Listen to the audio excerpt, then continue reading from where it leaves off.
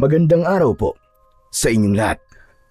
Ang kwentong inyong mapapakinggan ay tungkol sa binatang si Alfonso na mas piniling mamuhay sa syudad kesa sa sumunod sa yapak ng Lola Sabel niya bilang isang antingero. Ngunit nang malaman niya na may sakit ang lola niya, ay napilitan siyang bumalik sa kanilang baryo kasama ang kaibigan niya na si Eric. Hindi inasahan ni Alfonso na hindi lang ang pagkakaroon ng sakit ni Lola Sabel ang sasalubong sa kanya, kundi maging ang malaking problema sa kanilang baryo dahil sa pag-atake doon ng angkan ng mga balbal na pinamumunuan ni Salvador. Ang sitwasyon na nga ba ang magiging daan para yakapin ni Alfonso ng tuluyan ang kanyang pagiging antingero? Magagawa ba niyang iligtas ang kanilang baryo mula sa mga balbal o huli na ang lahat para sa kaligtasan nilang lahat? Ngunit bago po ang lahat, mga idol, huwag po nating kalimutang mag-subscribe at i-hit ang notification bell sa aking mga YouTube channel na The Voice Addict at Apong Isaac para sa mas marami pang makapigil hininga na kwentong aswang at katatakutan mula sa mundo ng kababalaghan. Umpisahan na po natin ang kwento. Oh, Alfonso! Nakauwi ka na pala. Mukhang pagod na pagod ka. Pumaldo ka ba sa pasyente mo ngayon? Kung makapasyente ka naman, ano bang akala mo sa akin, Eric, doktor? Di ba parang gano'n na rin ang ginagawa mo? Nanggagamot ka namang may sakit na para kang doktor. Yun nga lang, gamit ang mga anting-anting mo. Ano nangyari doon? Sa pamilyang pinuntahan mo? Naayos mo ba ang problema nila? Oo naman. Ako pa ba? Kailan pa ba ako sumablay sa mga humihingi ng tulong sa akin? Yun na nga, hindi ba yung buong pamilyang yun ay palaging nagkakasakit? Pagpasok ko pa lang dun sa bahay nila, naramdaman ko na kagad na may elementong kasama nilang nakatira sa bahay nila. Mga diwending pula. Kaya yun, gamit ang anting-anting ko, kinausap ko yung mga diwende. Aba, ang gusto ba naman ng mga hinayupak na mga diwende, umalis dun yung buong pamilya? Di ba mga siraulo? Eh, anong ginawa mo? Pinaalis mo ba yung pamilya sa bahay nila? Aba, loko ka ba? Bakit sila ang aalis dun? Eh, silang nakatira dun eh. Ang ginawa ko, pinalayas ko yung mga diwende. Tapos, nakabenta pa ako ng proteksyon sa bahay nila, kaya malaki-laki talaga ang kinita ko ngayon. May pang-ambag na ako sa renta natin sa apartment na to para sa susunod na buwan. Hindi kaya karmahin ka niyan, Alfonso? Bakit naman ako kakarmahin? Hindi ba binayaran ka nila sa pagpunta mo ron at pagpapagaling sa pamilya na yon? Hindi ba dapat kasama na sa bayad nila sa iyo yung proteksyon para hindi na bumalik yung mga diwende? Huy, hindi no. Hiwalay ang bayad sa anting-anting. Hindi ako charity para ibigay yun ng libre sa kanila. Saka, kailangan ko rin kumita ng pere. Hindi naman kasi sapat ang kinikita natin sa pabrika. Sa bagay, may punto ka naman. Akala ko kasi kapag ganyang antingero ay dapat mas lamang ang pagtulong kaysa sa kagustuhang kumita. Hindi ba mawawala ang kapangyarihan mo kapag mas inuna mo ang pera? Itong kakayahan ko namang ito ay itinurulan sa akin ng lola ko. Kaya hindi ito mawawala sa akin. Panigurado na ako ang unang mawawala kapag mas inuna ko ang pagtulong kaysa sa pera. Kasi ako ang mamamatay sa gutom. Teka, oo nga pala. Speaking of gutom, gutom na ako.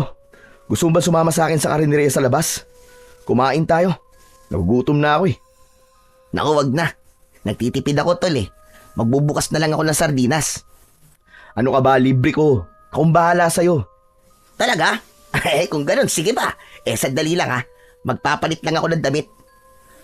Tignan mo tong tao na to. Kapag libre, napakabilis. Natatawang napailing na lamang si Alfonso nang nagmamadaling nagtungo ang kaibigan niyang si Eric sa kanilang kwarto. Halos maglilimang taon na si Alfonso sa Maynila. pinili niyang umalis sa kanilang baryo upang makipagsapalaran sa syudad. Tutol ang Lola Sabel niya sa desisyon niyang yun dahil sayang daw ang pagtuturo nito sa kanya sa paggamit ng iba't ibang uri ng anting-anting. Gusto kasi ng lola ni Alfonso na siya ang pumalit dito bilang isang mahusay na antingero sa kanilang baryo. Ngunit para kay Alfonso ay hindi para sa kanya ang ganung kapalaran. Sa pagpunta ni Alfonso sa Maynila ay doon na niya nakilala ang naging kaibigan na si Eric. Ito ang nagpasok sa kanya sa pabrika kung saan sila parehas na nagtatrabaho. Pero dahil kulang para sa kanya ang kinikita niya roon, ay naisipan niyang gamitin sa pagkita ng pera ang kakayahan niya bilang isang antingero. Mabuti na lang at dinala niya ang ilan sa mga anting-anting ni Lola Sabel nang siya ay umalis sa baryo nila. Nagagamit niya ang mga yon sa panggagamot at pagpapalayas o pakikipag-usap sa iba't ibang klase ng elemento. Matapos namang makapagpalit ng damit si Eric, ay nagtungo na sila ni Alfonso sa isang karinderya na nasa tapat ng apartment kung saan sila umuupa. Umorder sila ng 3 magkakaibang ulam at 4 na order ng kanin. Salamat nga pala sa libre mo, Alfonso ha. Sana palagi may magpapagamot sa'yo para palagi mo akong ililibre. Marami naman talagang gusto magpagamot sa akin eh. Kaya lang, hindi ko kagad sila napupuntahan dahil sa trabaho natin sa pabrika. Saka, sideline ko lang naman din tong pagiging antingero ko eh. Ang swerte mo nga kasi may kakayahan kang ganyan eh. Buti at tinuruan ka ng lola mo. Pero teka Alfonso, matanong ko lang. Kailan ka ba huling umuwi sa probinsya nyo? Simula nang umalis ako doon, Eric, hindi pa ako ulit nakakauwi. Ayoko kasing umuwi ron at baka pigilan ako ni Lola Sabel na bumalik dito eh.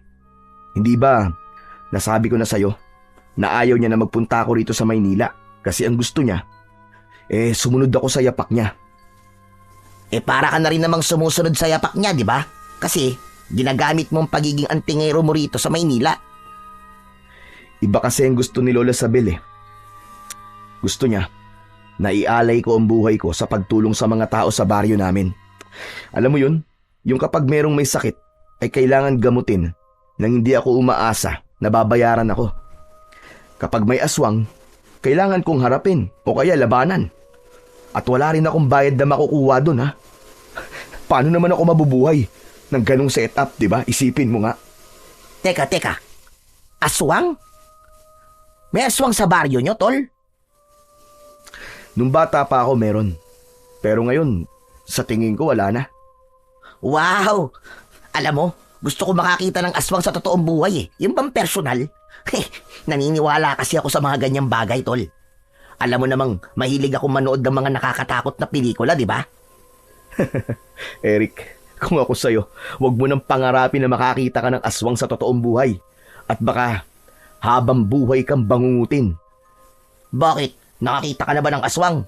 Oo naman. Nung bata pa ako, may isang tiktik kasi na nambibiktima dun sa baryo namin. Tapos, si Lola ang nagtaboy dun sa aswang. Grabe, kahit bata pa ako ng panahong yun, ay tandang-tanda ko pa rin ang nakakatakot na itsura ng tiktik na yun. Grabe tol, para siyang halimaw na may mahabang dila at pakpak. Uy, ang astig! Kahit bangungutin ako gabi-gabi, ayos lang tol. Basta makakita lang ako ng aswang sa personal. Once in a lifetime experience yun, no? Pero tol, ibig sabihin pala ay halos 5 taon ka nang hindi umuuwi sa inyo? Hindi mo ba namimiss ang lola mo, tol? Siyempre, namimiss din. Saka ang tatay ko. Namimiss ko rin. Kahit madalas magkaaway kami nun.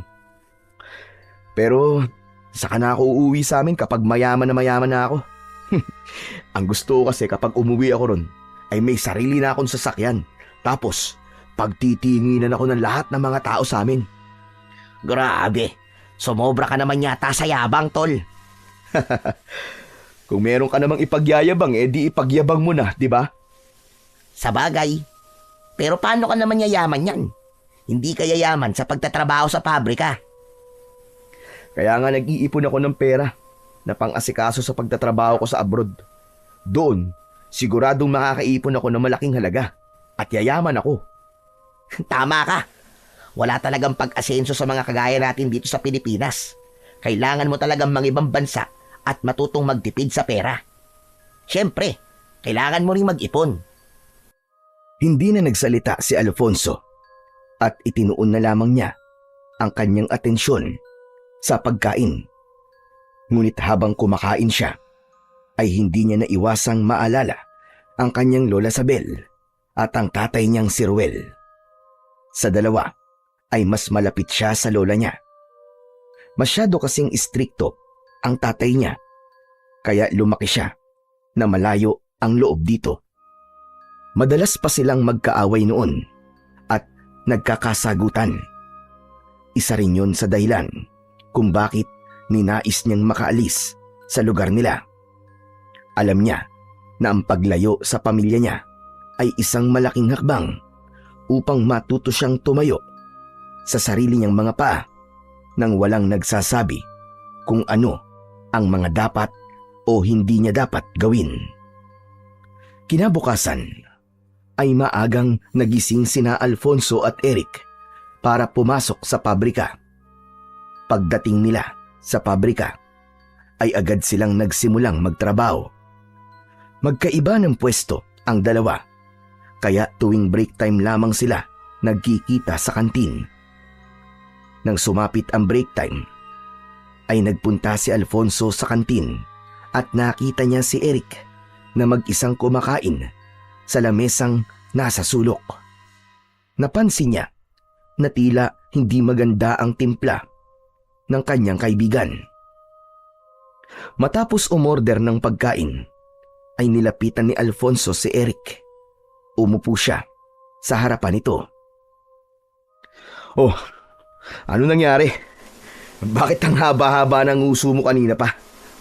Paano? Nakakabwisit. Yung supervisor natin na si Warren, palagi na lang akong pinag-iinitan. Kahit wala naman akong ginagawang mali, ay panay ang sigaw sa akin. Palibasa, hindi siya sinagot ng nililigawan niya dati kasi sa akin may gusto eh. Hanggang ngayon ay hindi pa rin makamove on na si Raulo. Pabayaan mo na lang si Sir Warren. Kilala mo naman yun eh. Medyo tumatanda na at napipressure na magkaroon ng asawa. Kaya palaging mainitin ang ulo. Hindi eh. Sa akin lang naman siya palaging galit eh. Masyado siyang namimersonal.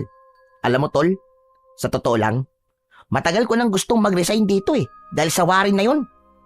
Ano bang akala niya? Hindi ako makakahanap ng ibang trabaho. Aba, ibahin niya ako. Hoy, wag mong gagawin yan ha. Paano na ako rito kapag nag-resign ka?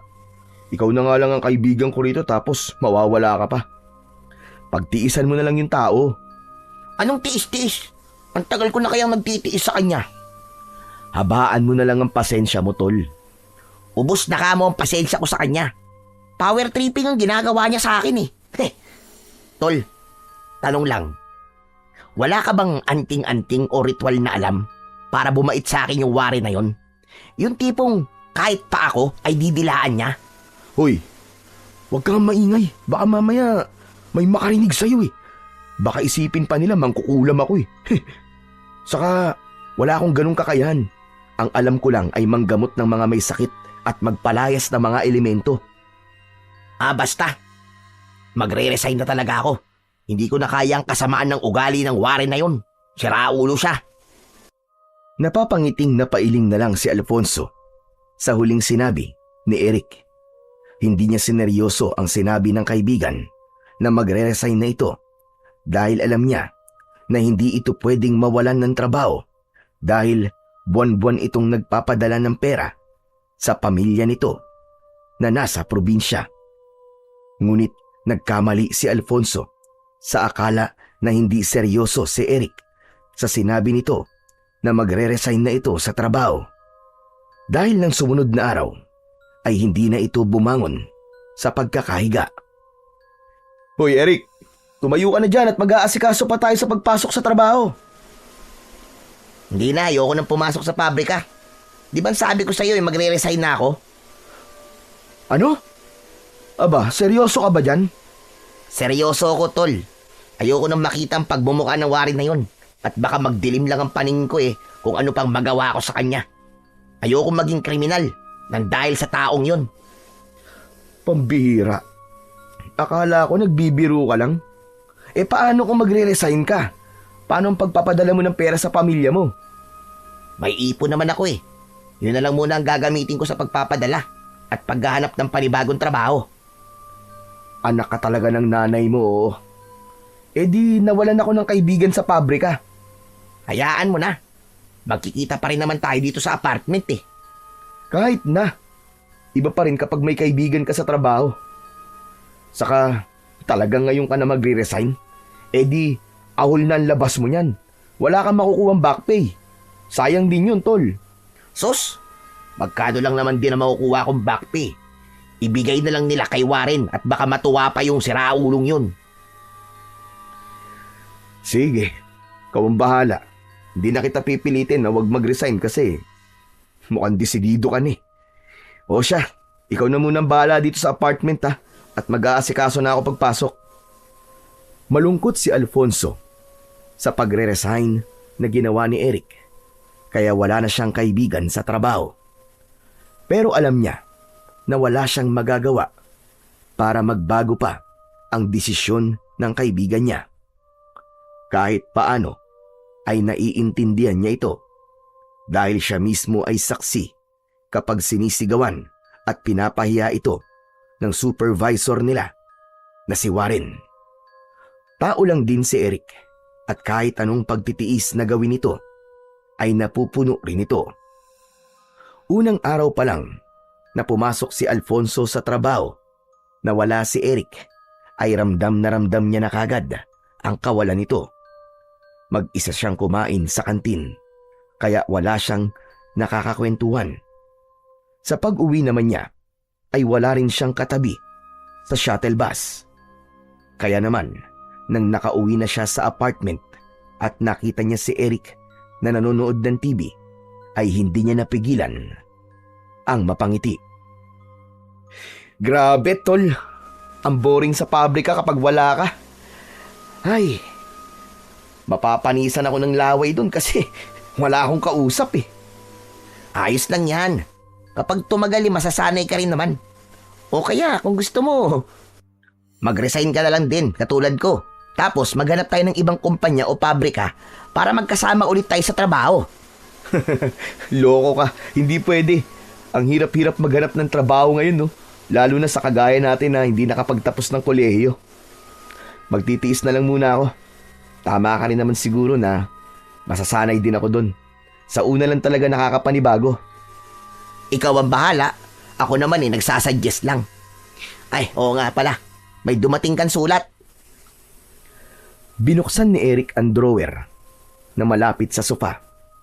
Isang sobre ang kinuha nito mula roon. Inabot nito yon kay Alfonso. Mukhang galing yan sa tatay mo Wala ba silang cellphone sa lugar nyo? At kailangan sulat pa talaga ang ipadala niya sa'yo? Alam mo tol, kahit bilang ko pa sila ng cellphone, wala din silbi kasi walang signal sa baryo namin. Teka, bakit nakabukas na yata to? Pinapauwi ka ng tatay mo kasi may sakit ang lola mo, tol. Bigla na lang daw nang hina Anak ng, ibig sabihin binuksan mo na to at binasa mo? Na-curious lang kasi ako kung ano nakasulat dyan, tol. Saka sasabihin mo rin naman sa akin kung ano nakalagay dyan Kaya para hindi ka na mahirapan na magkwento sa akin, binasa ko na. Hindi mo ba alam na bawal magbasa ng sulat ng may sulat, ha? Sorry na. Sige na, basahin mo na yan para malaman mo na totoong sinabi ko sa'yo. Napailing na lamang si Alfonso. Inilabas niya mula sa sobre ang isang sulat at sinimulan niya yung basahin. Mula nga sa tatay niya ang sulat at nakalagay doon na may sakit ang lola niya. Ayaw na raw nitong magpadala sa ospital dahil palagi nitong sinasabi na handa na raw itong mawala. At ang tanging gusto nitong mangyari bago ito mamatay ay ang makita sa huling pagkakataon si Alfonso. Hindi na malayan ni Alfonso na sunod-sunod na pala ang pagpatak ng luha niya hanggang sa matapos niyang basahin ang sulat. O ano tol, ano ngayon ang plano mo? Tignan mo ang date dyan sa sulat. Lagpas 1 week na simula nang ipadala yan at ngayon lang nakarating dito. Uuwi na muna ako sa amin, Eric. Kailangan makita ko ang lola Sabel ko nang buhay pa siya. Hindi ako sigurado kung totoo ba to o sinabi lang to ni tatay para umuwi ako. Pero gusto kong makasiguro. Tama yung desisyon mo tol. Saka panahon na rin para bumisita ka man lang sa pamilya mo. Simula kasi nang pumunta ka rito sa Maynila ay hindi ka na umuwi sa inyo, di ba? Tumango si Alfonso at pinunasan niya ang kanyang luha gamit ang sarili niyang palad. Doon niya naramdaman kung gaano niya nakamiss ang kanyang pamilya, lalo na ang lola Sabel niya. Napagtanto niya na panahon na talaga para umuwi siya sa kanilang baryo bago pa mahuli ang lahat. Hindi na nagsayang ng panahon si Alfonso at inasikaso na kagad niya ang lahat para makapag-leave siya ng 2 linggo sa trabaho. Naintindihan naman ng management ng pabrika ang sitwasyon niya, kaya mabilis na naaprubahan ang kanyang leave. Matapos yun, ay ipinaalam na niya kay Eric kung kailan siya aalis. Sa araw ng pag-alis ni Alfonso, ay mas lalo siyang kinabahan dahil sa maaari niyang madatnan sa bahay nila. Matapos niyang mag-empake, ay binuhat na niya ang isang traveling bag. Paglabas niya ng kwarto, ay nagtaka siya nang makitang nakabihis din si Eric at may bag na nakasukbit sa likod nito. Oh, aalis ka rin ba? Alam ko na. Siguro uuwi ka rin sa probinsya niyo, no? Kasi naiinip ka dito sa apartment. Hindi mo kaya mag-isa dito, no? Tama ka tol. Aalis din ako, papunta sa probinsya. Pero hindi sa probinsya namin, kundi sa probinsya nyo. Ha? Ano? Teka, hindi kita maintindihan eh. Ang hina mo naman, Alfonso.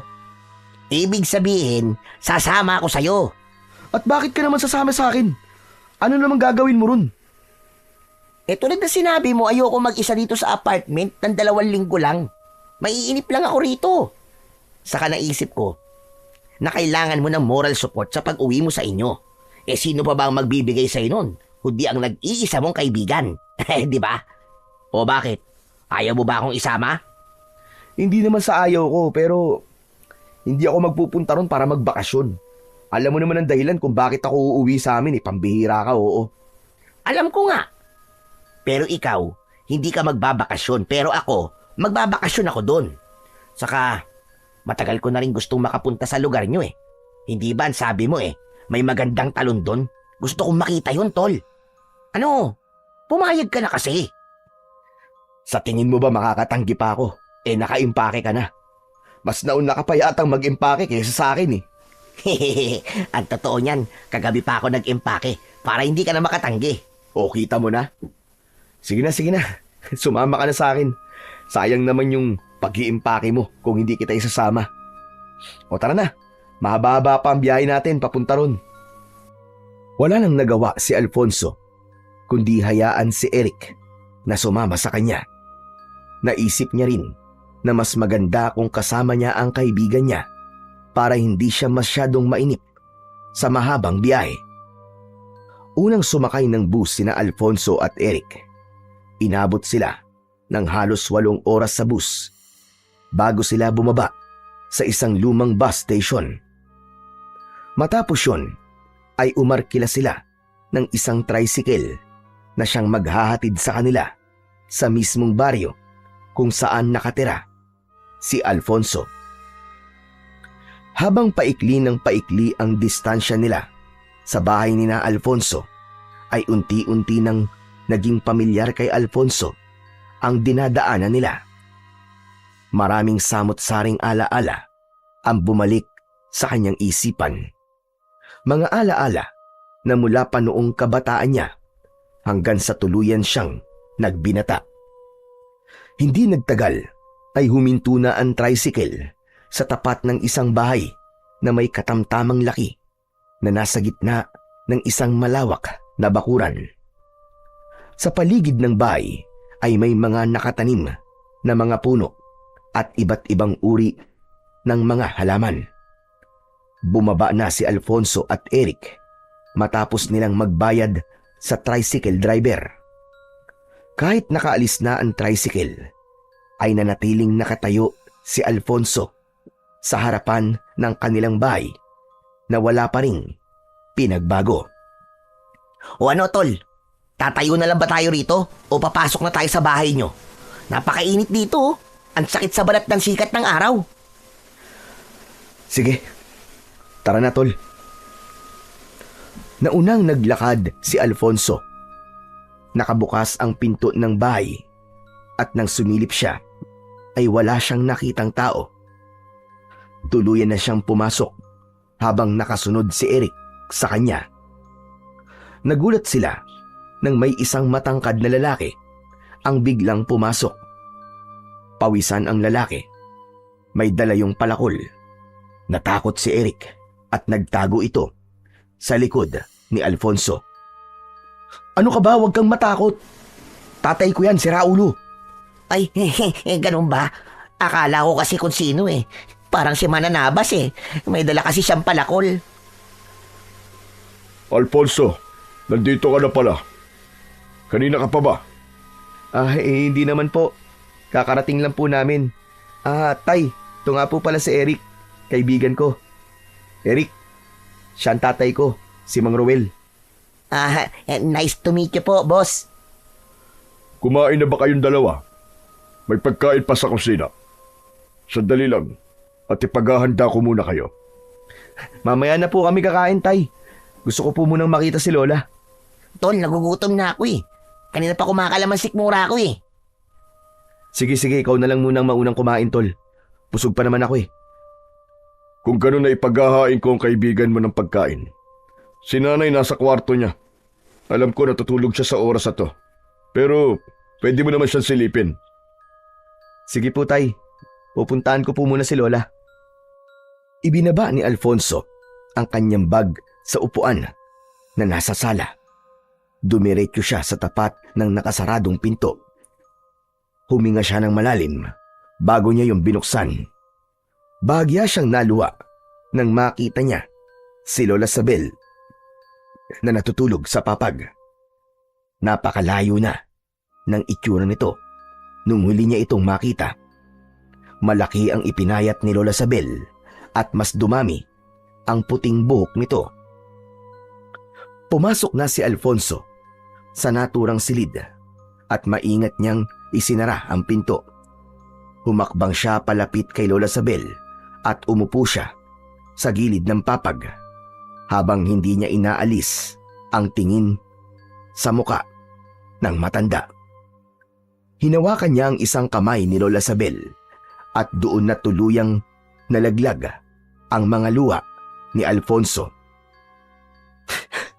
Sorry po kung ngayon ko lang po kayo pinuntahan, Lola. Alam niyo naman po siguro kung ano ang dahilan ko.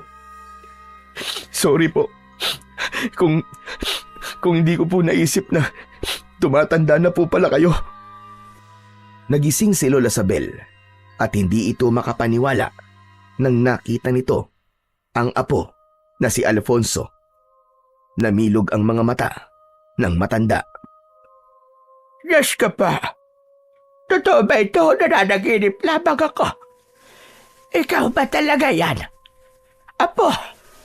Alfonso! Opo, Lola. Totoo po ako. Nandito na po ulit ako, Lola. Nagliwanag ang muka ni Lola Sabel. Pilit itong bumangon at niyakap si Alfonso. Salamat sa Diyos! At inabutan mo pa ako ng buhay pa. Sobrang miss na kita. Kung alam mo lang, gabi-gabi akong nagdarasal sa Panginoon na sana ay umuwi ka na rito sa atin. Miss na miss ko na rin po kayo, Lola. Pero wag mo na po kayo magsalita ng ganyan. Sigurado po ako na matagal pa po ang buhay niyo. Hindi po ba sabi niyo po sa akin dati ay gusto niyo pang mag-alaga ng mga magiging apo niyo po sa akin?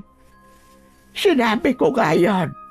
Pero mukhang hindi na yung mangyayari. Maliban na lang. Kung mag-aasawa ka na ngayon at bubuntisin mo na kagad. Lola naman eh.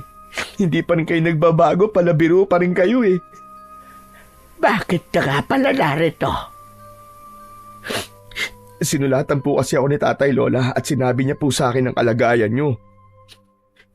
Hindi na po ako nag-isip at nag-leave na po ako kagad sa trabaho ko para mabisita po kayo, Lola. Ay, nako. Ito talaga si Roel. Sinabi ko na sa kanya na huwag na sabihin sa'yo at mag-aalala ka lang. Mas mabuti nga po na nalaman ko, Lola eh. Eh Lola, ano po ba nangyari sa inyo?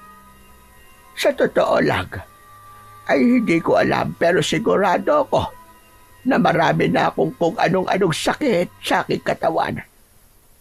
Alam mo na, dulot ng sobrang katandaan. Kaya hindi na ako nagtataka. Lola, totoo po ba na ayaw niyo po magpadala sa ospital?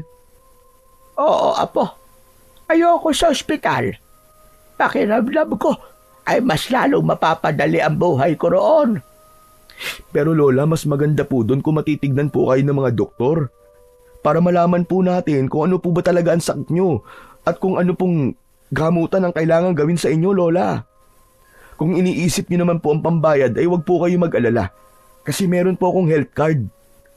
Nako, hindi mo na ako kailangan dalhin sa ospital, apo. Matanda na ako. Kontento na ako sa mga nagawa ko sa aking buhay. Tanggap ko ng malapit na akong mamatay. Isa pa, masaya na ako na nakita kita bago ko mawala. Hindi mo alam kung gaano ko kasaya ngayon, apo.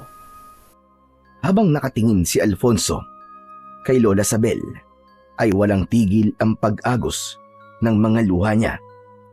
Naalala niya kung paano siya protektahan ni Lola Sabel noong bata pa siya kapag papaluin siya ng tatay niya. Humaharang ito at sinasabi nito kay Ruel na hindi siya nito maaaring saktan dahil aawayin ng lola niya ang tatay niya. Hindi rin niya makakalimutan ang palihim na pagbibigay ng pera ni Lola Sabel sa kanya nung nag-aaral pa siya. Lahat ng yun ay napakalinaw pa rin sa alaala ni Alfonso at hindi niya makakalimutan ang mga yon habang siya ay nabubuhay. Matapos makipag-usap ni Alfonso kay Lola Sabel, ay nagpahinga na muna sila ni Eric sa kwarto niya. Dahil sa pagod sa napakahabang biyahe, ay agad na nakatulog ang magkaibigan at madilim na nang sila ay nagising. Naunang lumabas si Alfonso sa kwarto at naabutan niya ang tatay niyang si Mang Ruel na naghahanda na ng hapunan. Mabuti at nagising ka na. Sakto natapos na ako magluto. Si Eric pala gising na rin ba? Gising na rin po siya, Tay. Lalabas na rin po yun maya-maya. Tay, si Lola po ba? Kasabay po natin kakain. Hindi na niya kayang umupo na matagal kasi mahina na talaga ang katawan niya, anak. Ang ginagawa ko ay pinapakain ko siya sa kwarto niya. Kapag kailangan naman niyang gumamit ng banyo, binubuhat at inaalalayan ko naman siya. Pagkatapos natin kumain, ay papakainin ko na rin siya. Pwede po bang ako na lang po ang gumawa nun mamaya, Tay? Aba, oo naman. Siguradong matutuwa ang nanay kapag ikaw ang nagpakain sa kanya. Alfonso anak. Masaya ako na umuwi ka rito sa atin. Kahit pansamantala lang. Talagang gusto ng lola mo na makita ka bago siya mawala. Nang malaman ko po ang nangyari kay Lola, ay hindi na po ako nagdalawang isip na umuwi, Tay. Patawarin niyo rin po ako kung simula po nang umalis ako dito, ay ngayon lang po ako nagpakita sa inyo. Ako ang dapat na humingi ng tawad sa iyo, anak. Alam ko na ang pagiging mahigpit ko sa iyo ay ang isa sa mga dahilan kung bakit ginusto mong umalis dito. Sana naman mapatawad mo na ako. Hindi napigilan ni Alfonso ang pagngiti sa sinabi ni Mang Ruel dahil hindi niya inasahan na sasabihin nito yun sa kanya. Kilala niya kasi ang tatay niya na mataas ang pride at wala sa ugali nito ang humingi ng tawad. Kalimutan na lang po natin tay ang hindi magagandang nangyari nun. Ang bigyan po natin ng focus ngayon ay si Lola. Pero tay, hindi po ba talaga natin mapipilit si Lola na magpatingin po sa doktor? Yan nga ang pinoproblema ko sa lola mo Ilang beses ko na siyang pinilit na dalhin sa ospital. Pero wala, matigas siyang tumatanggi. Sinasabi niya na ayaw niyang bawian ng buhay sa ospital. Ang gusto niya ay dito na lang siya bawian ng buhay sa bahay natin. Sa tingin ko po kasi, makakabuti po para sa kanya ang matignan ng mga doktor. Ay nako, ewan ko ba kay nanay? Kung kailan tumanda, ay saka naging matigas ang ulo. Pero iniintindi ko na lang siya at binibigay ko kung ano ang gusto niya. Dahil sa totoo lang matanda na talaga siya. Hindi man magandang pakinggan pero alam kong sandali na lang natin siyang makakasama. Tay, maiba tayo. Kumusta naman po dito sa lugar natin? Ayun, wala pa rin pagbabago. Pero may hindi magandang nangyayari ngayon dito, anak. Ha? Ano po yun, tay? Natatandaan mo naman siguro ang angkan ni Salvador, hindi ba? Opo, yung angkan po ng mga balbal na pinaalis po dito ni Lola Sabel dati. Sa pagkakatanda ko po bata pa po ako nung naging problema nating lahat ang angkan na yon. Yun na nga, bumalik sila rito para muling magasik ng lagim. Ilang buwan nang may mga nawawalang bangkay sa sementeryo. Ang matindi pa nito, mismong ang mga balbalan sumasalakay at pumapatay ng mga tao dito sa ating baryo at sa iba pang lugar. At kapag nailibing na mga pinatay nila, sa kanila hinuhukay at kinakain. Diyos ko, siguro nalaman nila na hindi na kaya makipaglaban ni Lola Sabel. Kaya nandito na naman sila. Yan nga din ang hinala ng ilan. Nakakatakot dahil walang naglalakas ng loob para labanan ang mga balbal na yun. Sinanay lang kasi may kayang harapin sila Pero sa kondisyon niya ngayon, wala na. Hindi niya na kayang gawin yun. Naputol ang pag-uusap ni na Alfonso at Mang Ruel nang lumabas na si Eric sa kwarto. Inaya na nila itong kumain at hindi nagtagal ay magkakasabay na silang kumain ng hapunan. Habang kumakain ay hindi maiwasan ni Alfonso ang mag-alala. Inisip niya ang angkan ng mga balbal na umaatake sa baryo nila. Kahit bata pa siya ng huling beses na umatake ang mga yon, ay naaalala pa rin niya ang takot ng mga tao ng panahong yun. Kahit mga bangkay o patay sa sementeryo ay kinakain ng mga balbal at hindi pa rin ligtas ang mga buhay na tao sa mga yon. Dahil kapag wala nang nakuwang bangkay ang mga balbal, ay umaatake naman yun sa kanila. Hindi akalain ni Alfonso na ang problemang matagal nang naresolba ni Lola Sabel ay magbabalik sa kanilang baryo. Matapos nilang maghapunan, ay kumuha si Alfonso ng pagkain para kay Lola Sabel. Pumasok siya sa kwarto ng matanda. Nadala ang pagkain nito at isang baso ng tubig. Agad nang ngumiti si Lola Sabel nang makita nito si Alfonso. Lola Sabel, ako po muna magpapakain sa inyo ha. Naaalala niyo po ba nung bata pa po ako? Kayo po nagsusubo sa akin ng pagkain. Pero ngayon, ako naman po ang gagawa nun sa inyo. Naaalala ko gayon, Apo. Tapos, pahirapan ka pang pakainin kapag gulay ang ulam. Lalo na kapag ginisang ampalaya ang ulam natin. Naku po, Diyos ko. Talaga nga, nagkakapaluan pa tayong dalawa. Pero ngayon po, kumakain na po ako ng gulay, Lola. Natuto po ako sa inyo. Mabuti naman kung ganon. para lumakas ka at humaba din ang iyong buhay kagaya ko. Sinimulan ng pakainin ni Alfonso ang kanyang lola Sabel. Naging maingat siya sa pagsubo rito ng pagkain. Paunti-unti lang ang kanyang ginawa upang hindi ito mabulunan o masamid. Pinigilan niya ang mapaluwa dahil baka maiyak din si Lola Sabel. Oo nga pala, Apo. Alam kong nung umalis ka rito ay dinala mo ang ilan sa aking mga anting-anting. Matanong ko lang sa iyo, hanggang ngayon ba ay marunong ka pa rin gumamit ng mga anting-anting? Natatandaan mo ba yung mga itinuro ko sa iyo? Oo naman po, Lola. Kilala niyo po ako. Matalas po ang memorya ko. Saka alam niyo po ba na ginagamit ko po sa Maynila ang mga itinuro niyo po sa akin? Gamit po yung mga anting-anting niyo ay nanggagamot po ako dun. Saka kapag meron pong ginagambala ng kung anumang elemento, ay sa akin po sila nagpapatulong. Dahil po ron kahit papano po, nadadagdagan po ang perang kinikita ko. Mabuti naman. Natuwa ako sa sinabi mong yan, Apo. Masaya ako malaman na hindi mo isilantabi ang mga itinuro ko sa iyo. Hanggang ngayon pala ay nasa iyo pa rin ang pagiging antingero mo, Apo. Hindi na po yun mawawala sa akin, Lola Sabel. Yun po ang pamana niyo sa akin na habang buhay ko pong dadalin at magpapasalamat po ko kasi itinuro niyo po sa akin ang mga kaalaman niyo.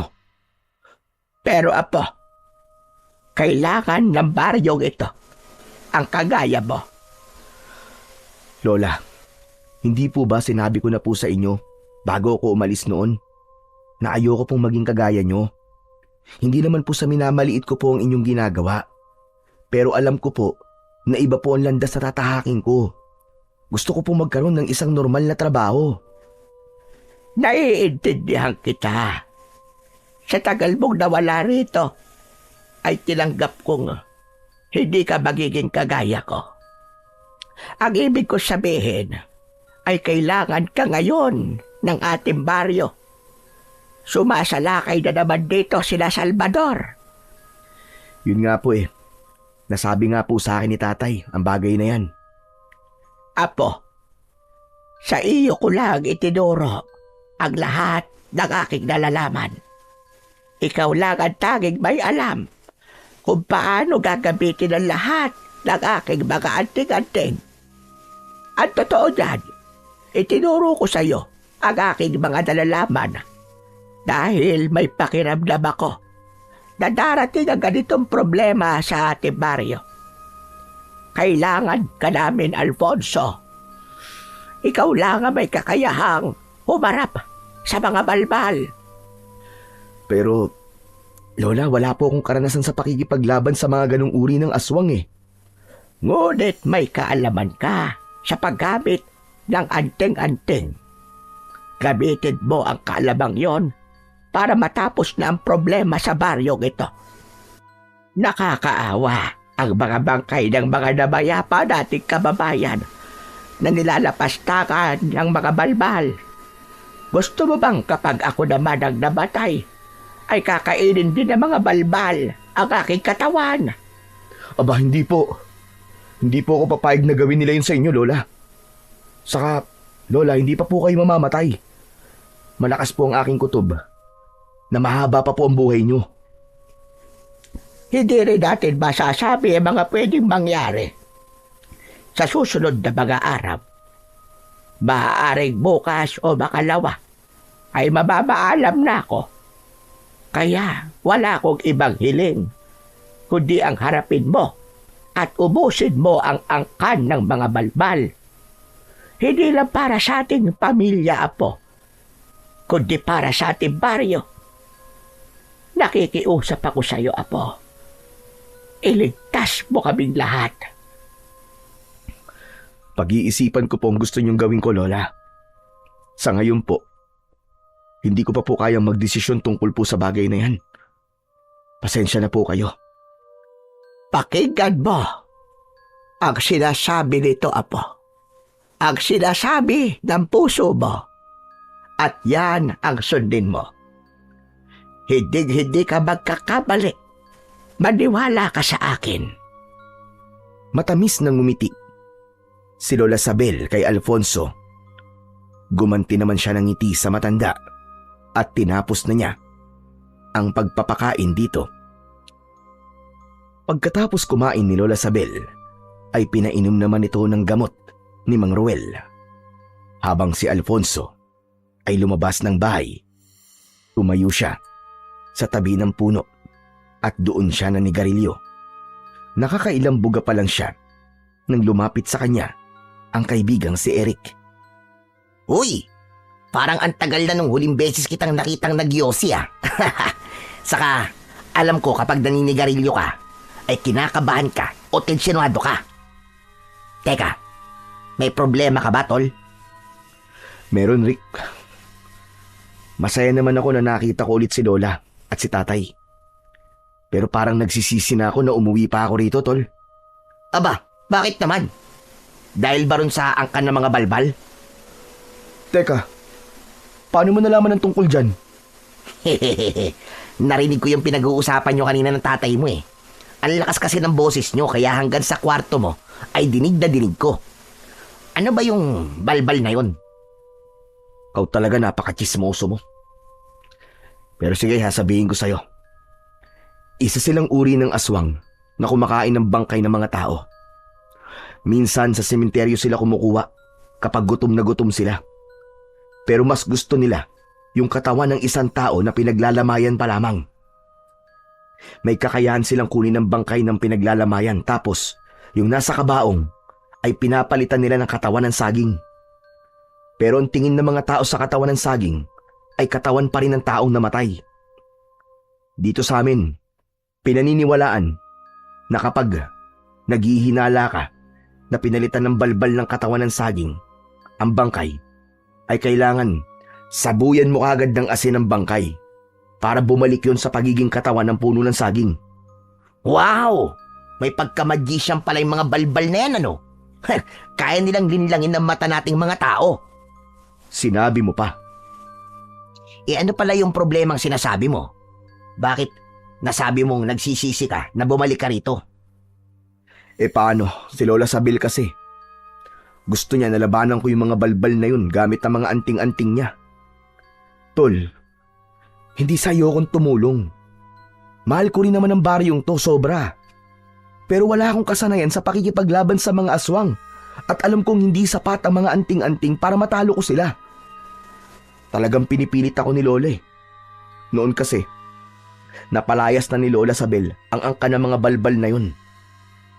Pero, hindi niya na yung kayang gawin ngayon. Dahil matanda na siya. Mahina na ang katawan niya. Tol, hindi mo ba naiisip? Kaya gusto ng lola mo na gawin mo yan. Dahil malaki ang tiwala niya sa'yo. Tol, isipin mo to ha. Lola mo na mismo nagsabi sa'yo na labanan mo mga balbal. Sa tingin mo ba ipapahama ka niya? Hindi naman, di ba? Ibig sabihin, sigurado siya na kaya mo matalo ang mga balbal na yun. Natigilan si Alfonso sa sinabing yun ni Eric.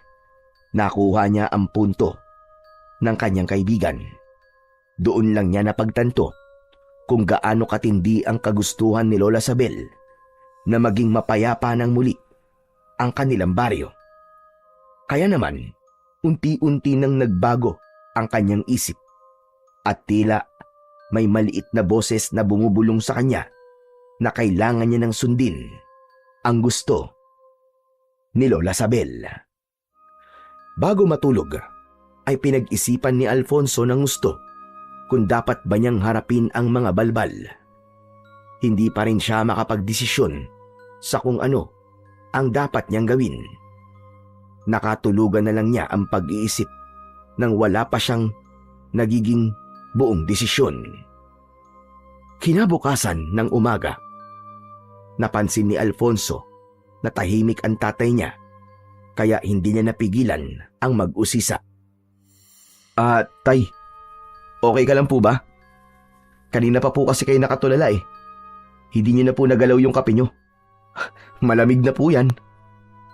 Pasensya ka na. Hindi kasi maalis-alis sa isip ko yung narinig kong kwentuhan sa panaderya nung bumili ako doon kanina ng pandesal. Narinig ko na may nabiktima na naman ang mga balbal. Ha? Sino po? Si Ninang Irene mo. Namatay kasi yun nung isang araw dahil sa sakit eh. Ayon sa mga taong nagkikwentuhan sa panaderya, ay pinalitan ng balbal ang katawan ng ninang mo habang nakaburol. Naisipan kasi nilang sabuyan ng asin yung katawan ng ninang mo na nasa kabaong. Tapos, ayun, biglang naging katawan na puro na saging. Hala, Diyos ko, totoo nga ang sinabi mo sa akin tungkol doon sa mga balbal, tol. Diyos ko, kinikilabutan naman ako. Hindi kaya dapat mo nang sundin ang sinabi sa'yo ni Lola Sabel, tol? Anong sabi sa'yo ng lola mo, Alfonso? Hindi ko pa yata yan alam. Tay, gusto po kasi ni Lola na harapin at labanan ko po yung mga balbal na nandito sa ating baryo ngayon. Ang sabi po niya, ako lang daw po may kakayahan na gawin yun. Kung ayaw mo, ay huwag mong pilitin ang sarili mo. Mahirap gawin ang isang bagay kung hindi ito bukal sa iyong kalooban. Dahil paniguradong hindi ka magtatagumpay sa kung ano ang gagawin mo. Naiintindihan ko kung hindi mo gagawin ang gusto ng lola mo. Dahil hindi ka naman niya sinanay para makipaglaban sa mga aswang, hindi ba? Hindi pa naman po ako tuluyan tumatanggi sa request po ni Lola Sabel sa akin. Hanggang ngayon po tay, pinag-iisipan ko pa rin kung ano po ang magiging desisyon ko. Nako, Mang Roel, ang sabi ko nga po dyan sa anak nyo ay pumayag na po siya. Hindi naman po kasi yun sasabihin sa kanya ni Lola Sabel kung alam po ni Lola Sabel na hindi kaya ni Alfonso na labanan ng mga balbal, hindi po ba? Tama ka naman sa sinabi mo, Eric. Pero na kay Alfonso pa rin ang huling desisyon. At kung anong magiging desisyon mo, Alfonso, ay igagalang ko at susuportahan ko. Maraming salamat po, tay. Huwag po kayo mag-alala kasi pinag-iisipan ko pong mabuti ang bagay na yan. Nang sandaling yon ay si Alfonso naman ang biglang tumahimik. Patuloy pa rin niyang pinag-iisipan kung kaya ba talaga niyang harapin ang mga balbal na nanggugulo sa kanilang baryo. Matapos mag-almusal ay nagdesisyon si Alfonso na magpunta sa bahay ng kanyang ninang Irene. Sa lahat ng ninang niya ay ito ang pinakamalapit sa kanya. Nung bata pa siya, walang Paskong lumipas na hindi siya nito binigyan ng regalo. Kaya masakit din para sa kanya ang pagpanaw nito. Malapit na siya sa bahay ng ninang niya nang may tumapik sa balikat niya. Nagulat si Alfonso at ang unang pumasok sa utak niya ay ang ipagtanggol ang kanyang sarili. Mabilis niyang hinawakan ang kamay na nakapatong sa balikat niya. Humarap siya at pinilipit niya ang braso ng taong yun. Nagulat siya nang malaman na si Eric lang pala yun. Agad naman niya itong pinakawalan. Aray ko, tol! Ako to, ano ba? Bakit mo naman pinilipit ang braso ko? Pambihira ka, oh. Ay sorry, akala ko kasi kung sino kay. Bakit kasi hindi ka man lang bumubusina? Kanina pa kasi kita sinusundan. Pero akala ko ba wala kang alam sa pakikipaglaban sa aswang. Abay, sa ginawa mo sa akin, parang meron ah. Para kasi jacket yan eh. Bakit aswang ka ba? Siyempre, iba na kapag aswang mismo ang kaharap ko, no? Saka, basic na self-defense lang naman yung ginawa ko sa'yo. Kahit na. Malay mo, magamit mo yung kaalaman mo sa self-defense sa pakikipaglaban sa mga balbal, di ba? Tol, para sa kaalaman mo, hindi pa ako nakakapagdesisyon sa bagay na yan. Saka bakit mo ba ako sinusundan ha? Akala ko ba pupunta ka dun sa talon? Oo nga. Ikaw nga sana ang aayain ko ron eh. Malay ko ba kung paano pumunta sa talon na yun? Nahihiya naman ako magpasama sa tatay mo kasi may ginagawa siya. Lalong hindi naman pwede kay Lola Sabel. Di ba? Pwede ka naman magpasama kay Lola Sabel eh. Pero bubuhatin mo nga lang siya. Si Raulo, kapag ginawa ko yun, baka magkadibilupan kami ng lola mo. Gusto bang maging lolo mo ko? Ikaw talaga puro kakalokohan. Pinapatawa lang kita, Alfonso. Kahapon ka pa kasi sobrang seryoso eh. Pero, saan ka nga ba talaga pupunta ngayon? Sa bahay ng ninang Irene ko. Yung nabiktima ba ng balbal? Oo, gusto ko malaman kung ano ang nangyayari ron eh. Samahan na kita. Tapos, samahan mo ko sa talon mamaya. Okay ba yon? Oo na. Tara na para makauwi tayo kagad. Naglakad na sina Alfonso at Eric. Hindi nagtagal ay nakarating na sila sa bahay ng kanyang ninang. Sumalubong sa kanya ang batang lalaki na anak ni Irene. Umiiyak yun. Nakita rin ni na Alfonso ang katawan ng saging na nasa tabi ng kabaong na wala ng laman. Awang-awa si Alfonso sa anak ng kanyang ninang Irene. Nakikiramay ako sa iyo, Totoy. Kuya Alfonso, si nanay, kinuha po ng mga balbal ang katawan ni nanay. Tapos, pinalitan po nila ng puno ng saging. Ikinalulungkot ko nangyari sa nanay mo, Totoy. Kuya, kaya ka pa bumalik dito ay dahil lalabanan mo yung mga balbal na yun? Ang sabi po kasi ni Lola Sabel, wag po kami mag-alala kasi kapag bumalik ka na rito, ay may lalaban na po sa mga balbal. Hindi kagad nakapagsalita si Alfonso dahil hindi niya inasahan na sinabi yon ni Lola Sabel. Sigurado siya na hindi lang nito yon kay Totoy sinabi, kundi sa ibang mga tao sa kanilang baryo. Naisip niya na baka iniisip ng mga tao roon na kaya siya nasa baryo nila ay para makipaglaban nga sa mga balbal. Tol, tinatanong ka ng bata oh. Totoy, ano kasi? Kuya, tulungan mo naman kami oh. Ibalik mo ang katawan dito ni nanay sa amin. Hindi po namin kayang ilibing ang puno ng saging na yun. Kasi alam po namin hindi yun si nanay. Si tatay po kasi hindi na po makausap. Nakatulala lang po siya. Parang awa mo na, Kuya Alfonso. Tulungan mo po kami. Lumambot ang puso ni Alfonso sa sinabing yun ni Totoy. Masyado pa itong bata para maranasan ang ganong katindi na kalungkutan. Hanggang sa ginulo niya ang buhok ng bata. Huwag kang mag-alala, Totoy. Tutulungan ko kayo. Gagawin ko ang lahat para maibalik ang katawan ng nanay mo, pangako. Kahit paano ay nagliwanag ang muka ng batang si Totoy sa sinabi ni Alfonso. Mahigpit siya nitong niyakap at nagkatinginan sila ni Eric.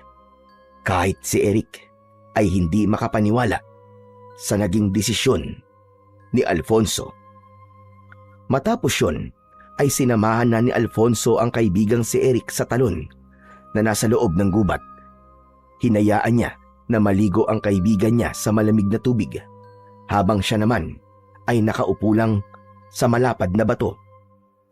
Nakatingin siya sa kawalan at pinag-iisipan niya kung tama ba ang naging desisyon niyang tulungan si Totoy. Nagulat siya nang sabuyan siya ng tubig ni Eric. Natatawa itong tumabi sa kanya.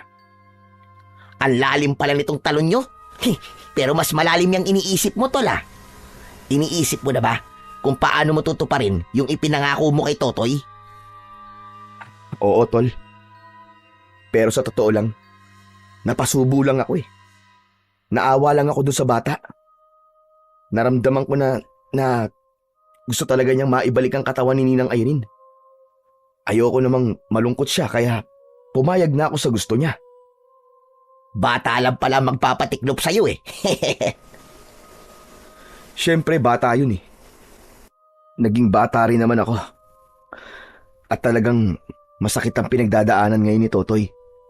Sa bagay, kahit ako, masasaktan kapag namatayan ako ng nanay. Tapos, kinuha pa ng balbal ang katawan niya. Ano ang plano mo ngayon? Paano mo babawiin sa mga balbal yung katawan ng ninang mo? Kung kagabi kinuha ng mga balbal ang katawan ni Ninang Irene, kailangan ko ng kumilos ngayon din. Kung patatagalin ko pa, ay baka kung ano nang gawin ng mga balbal na yon sa katawan ng ninang ko. Biglang tumayo si Alfonso at malalaki ang mga akbang na naglakad siya palabas ng gubat. Hinabol siya ni Eric na nagtataka sa biglang pag-alis ni Alfonso. Hoy! Grabe ka naman, Tol. Talagang iiwanan mo ko ron. Pambihira ka, oo. Hindi mo ba narinig ang sinabi ko? Kailangan ko ng kumilos kagad. Pagkarating ni Alfonso sa bahay nila, ay pumasok siya sa kwarto ni Lola Sabel. Natutulog ang matanda, kaya hindi niya na yon ginising. Binuksan niya ang isang aparador at kinuha niya mula roon ang isang kahon na gawa sa kahoy. Sa pagbukas niya ng kahon, ay tumambad sa kanya ang isang anting-anting. Isa yung kwintas na may palawit na hugis bilog. May mga nakaukit doon na mga sinaunang simbolo. Nang narinig ni Alfonso ang boses ni Lola Sabel, ay napalingon siya rito. Apo, anong ginagawa mo rito? Pasensya na po. Nagising ko po yata kayo, Lola. Bakit mo hawak-hawak ang anting-anting ko na yan? Lola Sabel, nakapagdesisyon na po ako. Haharapin ko na po ang angka ng mga balbal. Nagpunta po ako sa bahay ni Ninang Irene at nakausap ko po si Totoy. Humiling po si Totoy. Natulungan ko po siyang bawiin sa mga balbal ang katawan ng nanay niya. Hindi ko po kayang tanggihan si Totoy, Lola Sabel. Naaawa po ako sa kanya. Salamat sa Diyos dahil nakapagdesisyon ka na. Halika rito. Lumapit ka sa akin, Apo. Sinunod ni Alfonso ang sinabi sa kanya ni Lola Sabel. Nang nasa tabi na siya ng matanda, ay kinuha nito sa kanya ang anting-anting at tinignan nito yon. Talagang alam mo kung para saan ang anting-anting na ito. Kaya ito ang kinuha mo. Napaka-importante sa akin ng bagay na ito, Alfonso. Ito ang isinusuot ko para magkaroon ako ng proteksyon sa lahat ng uri ng aswang. Kapag suot ko ito, ay nagkakaroon ako ng kakaibang lakas at tapang. Pero dahil matanda na ako at mahina, ay hindi na masyadong gumagana sa akin ang kapangyarihan nito.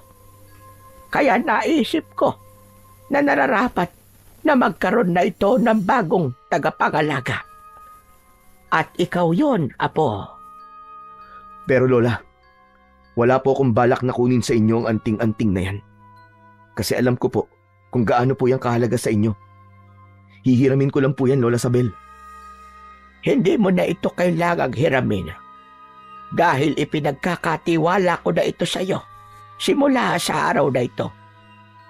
Walang ibang pwedeng magmana nito kundi ikaw lamang. Noon pa man ay nakatakda ng ikaw ang susunod na magmamay-ari nito. Pero Lola, Bakit? Nagdududa ka ba sa kakayahan mo bilang isang antikero? Iniisip mo ba na hindi mo kaya ang kapangyarihan ng anting-anting na ito? May tiwala ako sa iyo. Kaya dapat ay magtiwala ka rin sa sarili mo, Alfonso. Kaya ngayon, tatanungin kita. Handa ka bang tanggapin ang responsibilidad na kaakibat ng anting-anting na ito? opo Lola. Nakahanda po ko. Nangangako ka ba na gagamitin mo lamang ang kapangyarihan nito sa kabutihan at paglaban sa kasamaan? Nangangako po ko, Lola.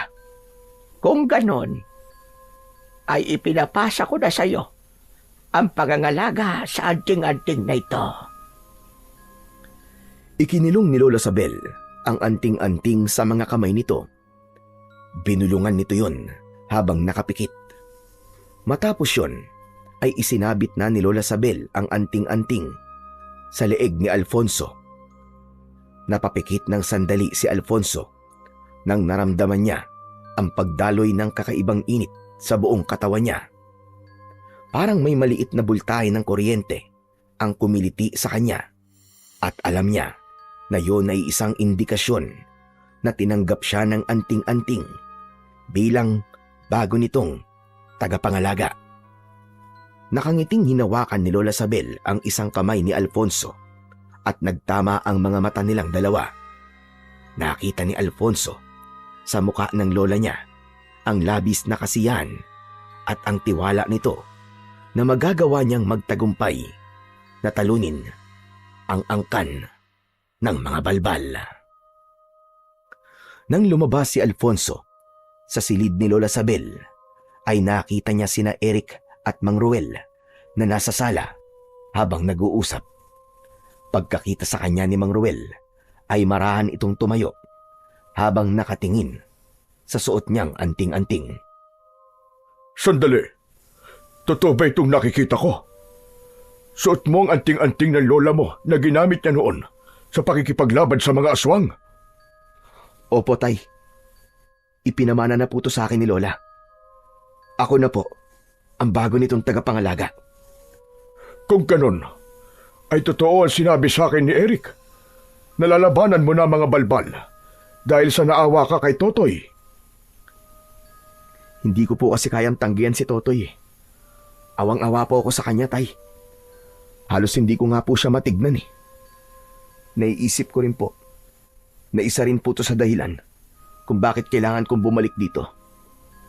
At yun na yung tuluyan ng ubusin ng angka ng mga balbal na narito sa ating baryo.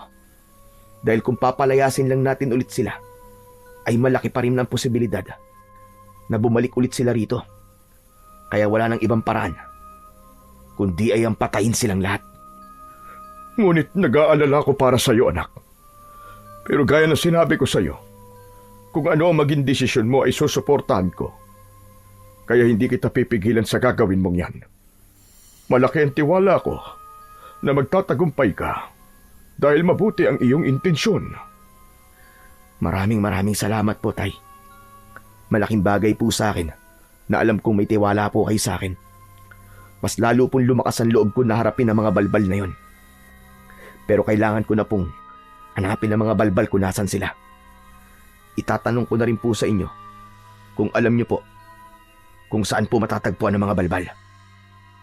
Hindi lingid sa kaalaman ng lahat ng mga tao rito kung saan naglulungga ang mga angkan ng balbal. Sa lumang sementeryo, doon sila nagtatago. Hindi ko alam kung saang eksaktong lugar sa sementeryo pero sigurado ako na naroon lang ang mga balbal. Kaya wala na nagpupunta sa lugar na yon dahil alam ng lahat na naroroon ang mga halimaw na yon. Kung ganon, kailangan ko na po magpunta ron habang maliwanag pa. Kailangan kong bawiin sa kanila ang katawan ni Ninang Irene. Mag-iingat ka, anak. Ipagdadasal kita.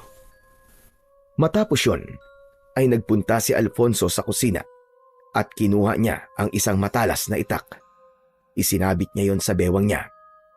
Palabas na sana siya ng bahay nang biglang humarang ang kaibigan niyang si Eric. Tol, sasamahan kita. Hindi kita pwedeng pabayaan na mag-isang pumunta ron. Pero Eric, masyadong delikado to. Dito ka na lang. Mas ligtas ka rito. Tama si Alfonso. Huwag ka na sumama sa kanya, Eric.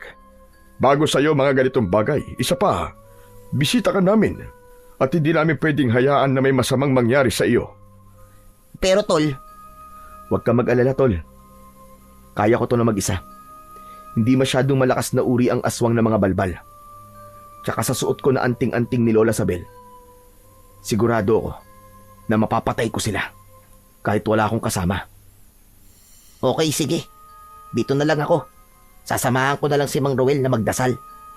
Basta Tol, mag-iingat ka. Hindi ako pwedeng bumalik sa Maynila na hindi ka kasama. Nagkakaintindihan tayo. Nakangiting tinapik ni Alfonso ang braso ni Eric at saka siya tuluyang lumabas ng kanilang bahay. Mag-isang tinahak ni Alfonso ang daan papunta sa lumang sementeryo. May kalayuan yun sa mga kabayan. Inabot siya ng halos kalahating oras bago siya nakarating doon. Nasa bukana pa lang siya ng sementeryo ay may kakaibang kilabot na siyang naramdaman. Bukod doon ay nakaamoy din siya ng masangsang na amoy na maihahalin tulad sa nabubulok na karne. Marahang naglakad si Alfonso papunta sa loob ng sementeryo. Napansin niya ang mga libingan na sinadyang hukayin. May mga sira-sirang kabaon din siya na nakita. Mga walang yambalbal, pati mga nananahimik na patay, ay hindi na nila pinalagpas. Humanda kayo dahil tatapusin ko na ngayon ang kasamaan nyo. Nang nasa gitna na siya ng sementeryo, ay iginala niya ang kanyang paningin sa paligid. Wala siyang nakitang senyales na may balbal sa paligid at puro nicho lamang ang nakikita niya. Pero malakas ang pakiramdam niya na nagtatago lang sa kung saan ang kanyang mga kalaban. Mga balbal! Magpakita kayo sa akin! Huwag kayong magtago! Harapin niyo ako!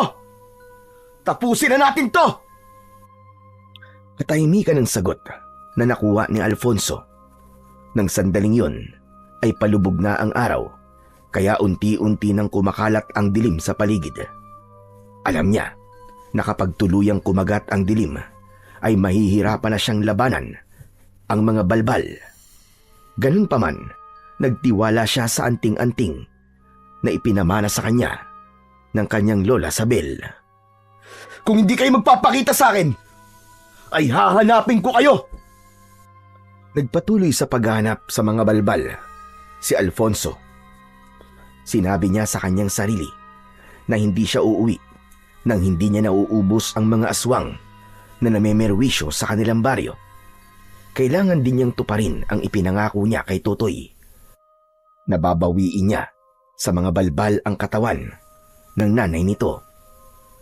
Sa pag-ikot ni Alfonso sa sementeryo, ay nakarating na siya sa dulong bahagi nun.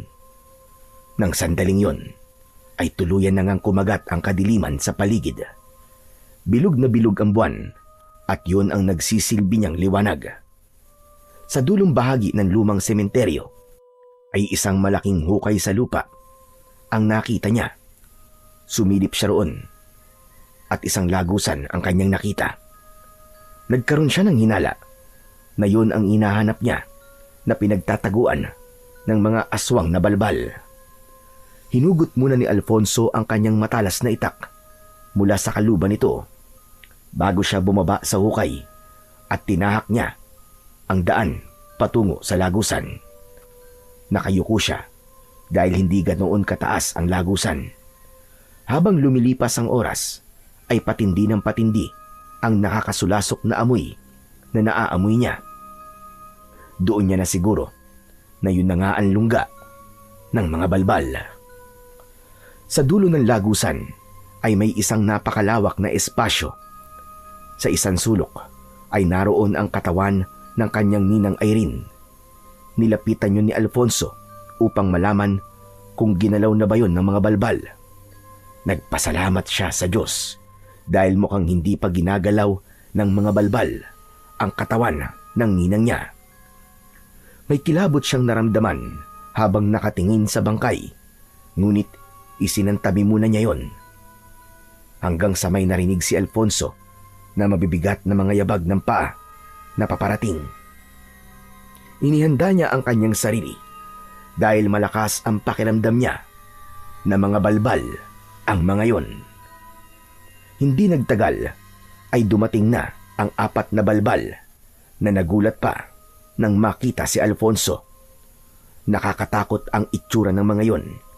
May mahahabang dila, matutulis na mga kuko at pakpak na nakakabit sa braso ng mga yon. Payat ang katawan ng mga balbal at may kahabaan ang mga binti at braso. Sa wakas, nagpakita rin kayo sa akin, mga hayop kayo. Hindi ko inakala na darating ang oras na ito na kailangan kong makipaglaban sa inyo. Pero wala na tong atrasan. Uubusin ko talaga kayong lahat. Nasaan ang pinuno ninyo? Nasaan si Salvador? Walang nakuwang sagot si Alfonso sa kahit isa sa mga balbal dahil sabay-sabay na sumugod ang mga yon. Gumulong si Alfonso pakaliwa upang iwasan ang mga balbal. Mabilis siyang tumayo at tinaga ang isang balbal sa likod. Sumirit ang dugo ng balbal kasabay ng matinis nung pagsigaw. Katapusan mo na! Para to sa mga taong pinerwisyo nyo! Kung puwersang itinarak ni Alfonso ang itak sa batok ng balbal at tumagos yun hanggang sa liig nito. Walang buhay na bumagsak ang isang balbal habang ang natitirang 3 ay mas lalong nagalit Nagulat si Alfonso nang biglang dumating si Eric na may dalang sibat na gawa sa kawayan.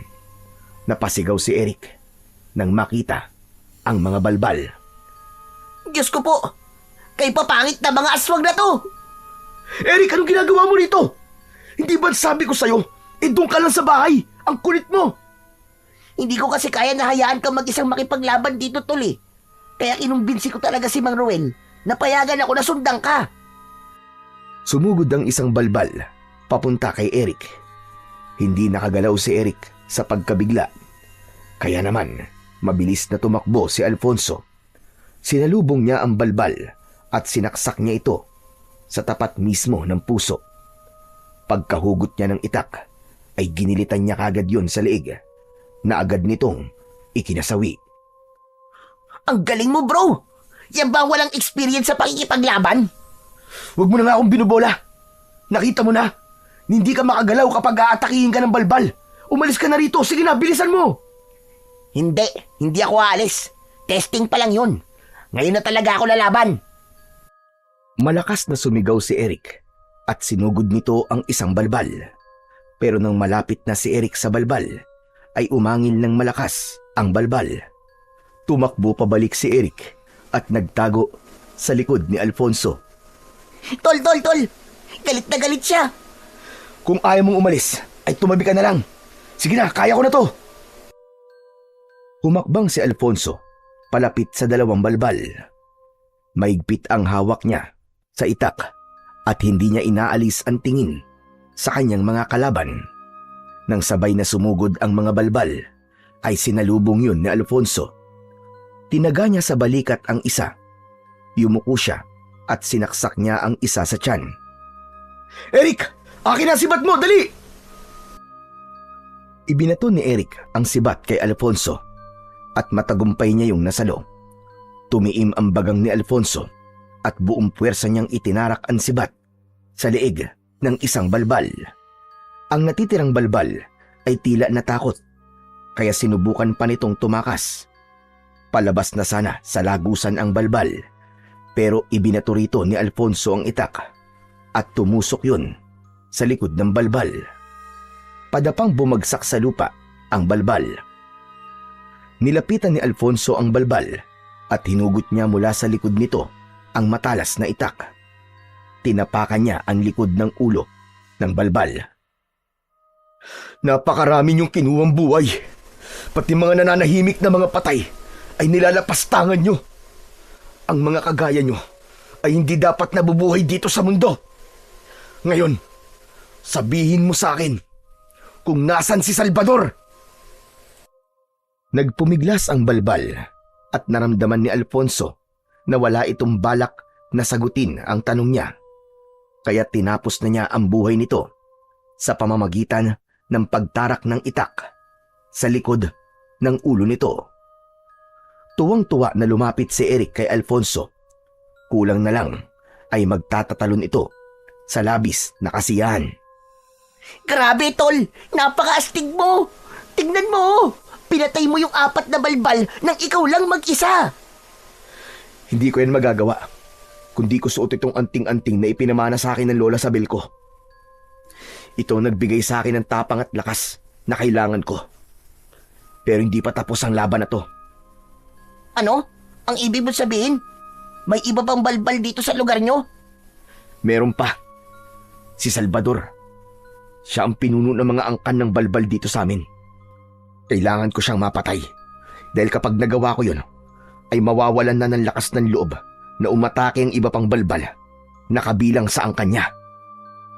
Pero nasa na yung Salvador na yun, tol? Hindi ko nga alam eh. Pero sigurado ako na nararamdaman niya na nangyari rito at nagtatago na siya. At kailangan ko mag-isip ng paraan upang lumabas siya. May naiisip ka na bang plano, tol? Sa ngayon wala pa. Ang mabuti pa, tulungan mo na muna ako na dalhin ang katawan ni Ninang Irene sa pamilya niya. Sigurado ako na matutuwa sila dahil sa wakas ay mabibigyan na nila ng maayos na burol at libing si Ninang. Ano? Hahawakan natin yung bangkay? Bakit? Ano bang tingin mo? Maglalakad diyang bangkay ng mag-isa? Tara na, Wala ka na nga naitulong sa akin sa pakikipaglaban eh. Kaya tumulong ka na lang sa akin sa pagbubuhat ng katawan ni Ninang. Oo na. Talagang ipinaalala mo pa no? Tara na. Buhatin na natin ang katawan ng ninang mo. Pinagtulungan ni na Alfonso at Eric na buhati ng bangkay ni Irene. Naging maingat sila sa paghawak nun. Hindi maipaliwanag ni Alfonso ang kasiyahan niya ng sandaling yon. Hindi lang dahil maibabalik na niya kina Totoy ang katawan ng nanay nito, pero dahil alam niya na malapit nang matapos ang problema ng baryo nila sa mga balbal. Ang kailangan na lang niyang gawin ay tugisin at patayin ang pinuno ng mga balbal na si Salvador. Matapos maibalik ni na Alfonso at Eric ang katawan ng kanyang ninang Irene sa pamilya nito, ay ibinalik na yon sa kabaong. Labis ang pasasalamat sa kanila ng pamilya ng ninang ni Alfonso, lalo na si Totoy na naiyak pa dahil sa sobrang tuwa. Maraming salamat, kuya. Salamat kasi ibinalik mo sa amin si nanay. Hindi ba, Totoy? Nangako ko sa'yo na babawiin ko sa mga balbalang nanay mo. Ngayon, mabibigyan niyo na siya ng maayos na libing. Hindi na sila nagtagal sa bahay ni na Totoy at nagsimula na silang maglakad pauwi. Pagdating nila sa bahay, ay nagtipon-tipon sila sa kwarto ni Lola Sabel. Hindi makapaniwala sina Mang Roel at Lola Sabel nang ikwento ni Alfonso ang nangyari sa pagpunta niya sa lumang sementeryo. Sabi ko na nga ba, kaya mong labanan ng mga balbal, apo. At hindi mo lang sila basta nilabanan, kundi nagawa mo pa silang patayin. Sigurado ko na matutuwa ang mga tao sa nagawa mo, Alfonso. Pinatunayan mo na kahit matagal kang nawala rito, ay may malasakit ka pa rin sa kanila. Pero, hindi pa po tapos ang problema natin. Buhay pa rin hanggang ngayon si Salvador. At hanggat buhay siya, ay makakapagparami pa rin ng mga balbal. Kailangan ko siyang patayin para mapanatag na tayong lahat. Ang problema ko lang ngayon ay kung paano ko mapapalitaw si Salvador. Sigurado ko na sa sandaling ito ay nag-iingat na siya at nagtatago. Hindi ba sabi nyo kumukuha ng patay ang mga balbal at pinapalitan nila ng puno ng saging? Meron pa bang ibang pinaglalamayan dito sa inyo? Baka dun sunod na atake si Salvador, di ba? Sa pagkakaalam ko, ay wala nang ibang pinaglalamayan dito maliban kay Irene. Pero duda ko na babalik doon si Salvador. Saka, sinabi rin po sa akin ng asawa ni Ninang na bukas ng umaga ay ililibing nila si Ninang Irene. Pero sandali, bigla akong nagkaroon ng ideya dahil sa sinabi mo, Eric. Tama ka, kailangan may paglamayan para magpakita si Salvador. Hindi siya pwedeng magtago ng matagal dahil magugutom siya. Teka, sandali lang, tol. Huwag mong sabihin na may tao kang papatayin para merong paglamayan. Aba, masama yun. Natumbok mo, ganun na nga. Yun lamang ang paraan para magpakita si Salvador. At kapag nagpakita siya, ay saka ko siya haharapin at papatayin. Teka, sandali lang, tol. Alam ko kung gaano mo ka gustong mapatay si Salvador. Pero huwag ka namang umabot sa punto na papatay ka ng tao para gawing pain. Aba, masama yun, tol. Kasalanan sa Diyos yun. Magiging kriminal ka pa at makukulong. Balbal lang ang papatayin mo at hindi tao. Ang OA mo naman. Sa tingin mo ba literal akong papatay ng tao? Hindi ba yun ang sinabi mo? Oo nga, pero hindi totoong papatay ako ng tao. May kailangan lang magpanggap na patay at siya ang magiging pain natin kay Salvador. Maganda yung naisip mong plano, apo.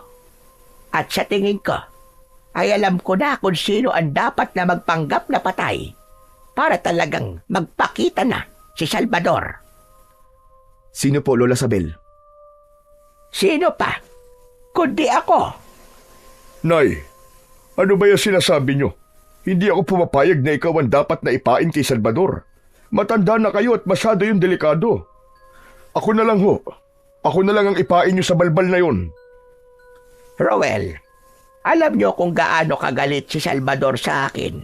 Dahil ako ang nagpalaya sa kanila noon dito sa baryo natin. Kung ako ang magiging pain, 100% magpapakita si Salvador. Tama si Lola. Kung hindi si Lola ang pain, ay hindi tayo makakasiguro na lilitaw si Salvador. Pero Lola, sigurado po ba kayo na kaya niyo pong gawin yun? Talagang nagduda ka pa sa kakayahan ko. Saka hindi ako natatakot kay Salvador. Gusto ko naman na kahit mahina na ako, ay may maitutulong pa rin ako sa pagliligtas sa baryong ito. Sangayon ako sa'yo, Lola. Saka ikaw ang perfect na magpapanggap na patay, Lola Sabel. Biruin mo, hindi mo na kailangan mag-effort na wag gumalaw kasi hindi ka naman talaga nakakagalaw eh. Abat, bastos pala bunganga na kaibigan mong ito, Alfonso. Hoy, ikaw, Eric. Baka gusto mong ikaw ang paglabayan. Joke lang po yun, Lola. Kayo naman, nagbibiro lang ang tao eh. Kung ganun, ayos na. Buo na ang plano natin. Kailangan na natin itong gawin. Hindi na natin ito dapat patagalin dahil baka makaisip pa ng plano si Salvador laban sa atin. Nang sandaling yon, ay lumakas ang loob ni Alfonso dahil sa planong nabuo nila. Ipinagdasal niya sa Diyos na sana ay magtagumpay sila at yun na ang maging paraan upang matalo nila ng tuluyan si Salvador. Agad na kumilos sina Alfonso at Mang Ruel. Palihim nilang kinausap ang mga tao sa baryo nila upang ipaalam ang plano nila upang tuluyang mapatay si Salvador. Kailangan nila ang kooperasyon ng lahat upang maging kapani-paniwala ang pagpapanggap ni Lola Sabel na ito ay pinaglalamayan. Nakuha naman nila ang suporta ng mga tao. Lahat ay sumang-ayon sa partisipasyon na maaaring gawin ng mga ito sa plano ni na Alfonso. Hindi na nagulat si Alfonso sa pagkakaisa ng lahat dahil alam niya na matagal nang gustong matapos ng lahat ang kasamaan ng mga balbal sa baryo nila. Nang sumunod na araw ay sinimulan na nila ang pagpapanggap na patay na si Lola Sabel. Nagkunwari sila na merong burol sa kanilang bahay. Kinagabihan ay inihiga nila sa kabaong si Lola Sabel. May ilang mga tao ang naroon na kunwari ay nakikipaglamay habang si Alfonso ay nasa isang tabi lang at nagmamasid sa paligid. Maya-maya pa ay lumapit si Mang Ruel sa kanya. Anak, sigurado ka ba? Nauubra tong plano natin? Kinakabahan pa rin ako eh. Sa totoo lang, Tay, hindi po ako sigurado. Pero kailangan po natin subukan. Wala tayong magagawa. Baka tama po si Lola na kung siya po magpapanggap na patay, ay magpapakita po sa atin si Salvador. Kailangan natin ito subukan. Sana nga ay maging epektibo tong plano natin. At sana rin, mapatay mo na si Salvador upang matapos na ang problema dito sa ating baryo. Sa totoo lang anak, hindi ko inaasahan na gagawin mo to eh. Ang akala ko, nung umalis ka rito sa ating baryo, ay wala ka nang pakialam sa amin. Kaya naman na magdesisyon kang labanan ng mga balbal, ay sobra talaga akong natuwa. Oo, inaamin ko. Natatakot ako sa maaaring mangyari sa iyo anak. Pero sa kabila nun, masayang masaya ako dahil nakikita namin ang malasakit mo sa baryo kung saan ka isinilang. Marami po kasi ako napagtanto. Buwat nang bumalik po ako rito, Tay. Lalo na nang nalaman ko na umaatake na naman dito ang mga balbal. Naisip ko po na kahit hindi na ako nakatira rito, ay nandito pa rin kayong dalawa ni Lola. At kailangan ko masiguro na ligtas ang lugar na ito para sa inyo. Ayoko pong pagbalik ko ng Maynila ay nag-iisip ako kung ligtas ba kayo dito o hindi. Kaya kailangan na talagang matapos sa mga balbal na yan. Natigilan si Alfonso nang may naramdaman siyang kakaiba sa paligid. Bumigat ang pakiramdam niya at kinilabutan siya ng gusto. Isang lalaki na nakasuot ng sombrero ang nakita niyang dumating. Bahagya yung nakayuko, kaya hindi niya nakikita ang mukha nun. Dumiretso ang lalaki sa harapan ng kabaong ni Lola Sabel. Tay, huwag ka magpapalata. Nandito na si Salvador. Gumana ang plano natin. Ha? Nasaan siya? Yung lalaking nasa tabi ng kabaong ni Lola. 100%, tay. Siguradong sigurado ko na yun na si Salvador. Kukunin ko lang po ang itak ko sa kusina. Dito lang po kayo. Sige. Mag-iingat ka, anak. Tumango si Alfonso at nagpunta siya sa likod ng bahay. Pumasok siya sa bahay gamit ang pinto sa likod. Kinuha niya ang kanyang matalas na itak at saka siya muling lumabas. Habang papalapit siya sa lalaking nasa tabi ng kabaong ng lola niya, ay inihanda niya ang kanyang sarili sa magaganap na pakikipaglaban. Salvador! Sa wakas, nagpakita ka na ring diablong buwang ka! Marahang lumingon ang lalaki at nang humarap yon kay Alfonso, ay nakumpirma niyang si Salvador ngayon. Alfonso, ang apo ni Isabel. Nakikiramay ako sa pagkamatay ng iyong lola. Marahil, ayan na ang karma niya dahil sa pagpapalayas niya sa angkan namin noon. Anong sinasabi mong karma? Kung may kakarmahin man, ay ikaw yon at hindi si Lola. At anong ginagawa mo rito, ha? Alam ko na. Kukunin mo ang katawan ni Lola at papalitan mo ng puno ng saging. Wala ka na bang ibang alam gawin? At talaga bang naniniwala ka na patay na si Lola Sabel?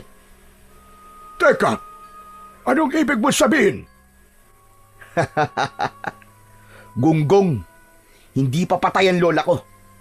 Pinalabas lang namin na patay siya para lumitaw ka sa pinagtataguan mong animal ka. At hindi nga kami nagkamali.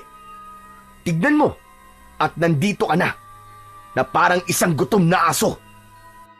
Bumakas ang gulat sa muka ni Salvador. Pagharap nito sa kabaong ni Lola Sabel, ay biglang bumangon ang matandang babae at sinaksak ito direkta sa dibdib gamit ang hawak nitong patalim. Mauna ka munang mamatay sa akin, Salvador! Mamatay ka na! Sa isang kisap mata ay nag-anyong balbal si Salvador. Natakot ang mga tao at nagsigawan ang mga yon habang tumatakbo papalayo. Kakagatin sana ni Salvador si Lola Sabel, pero mabilis na hinila ni Alfonso sa braso si Salvador. Kung harapin mo, Salvador! Dahil ako ang tatapos sa'yo ngayong gabi! Nilinlang niyo ko! Sisiguraduhin kong pagsisisihan niyo ang ginawa niyong ito sa akin! Tignan natin kung sino ang magsisisi sa bandang huli!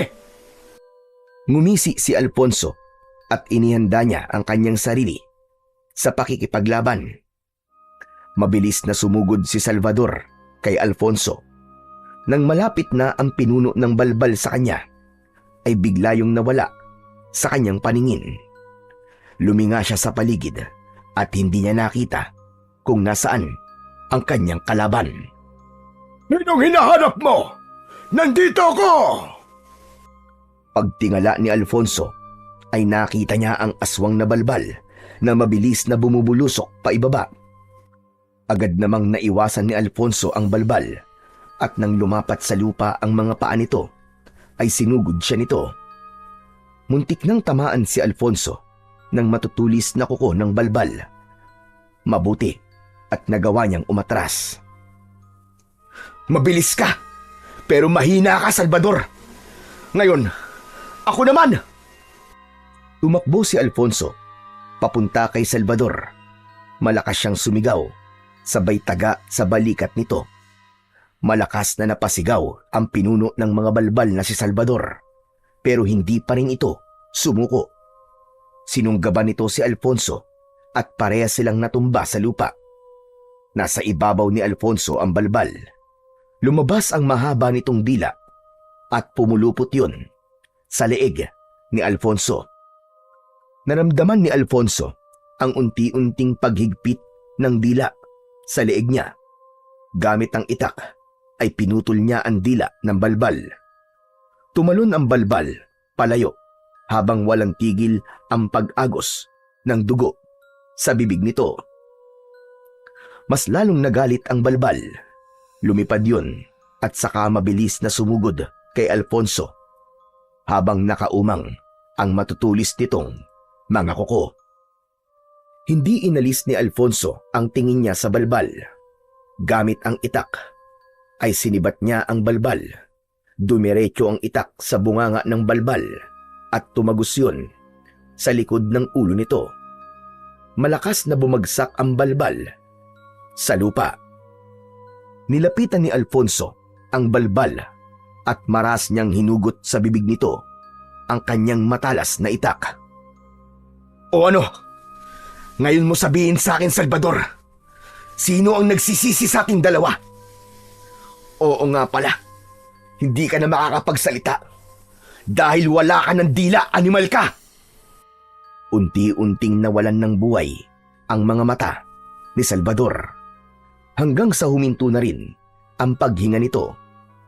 Nang masiguro ni Alfonso na patay na ang pinuno ng mga balbal na si Salvador, ay doon lang siya nakahinga ng maayos. Humarap siya sa mga tao at itinaas niya ang kanyang itak na may bahid pa ng dugo. Mga kasama! Simula sa gabi nito ay hindi nyo na kailangan matakot. Wala na. Tapos na ang dilubyo. Patay na si Salvador. Napabagsak na natin ang angkan ng mga balbal. Naluluwang nagpalakpakan ang mga tao.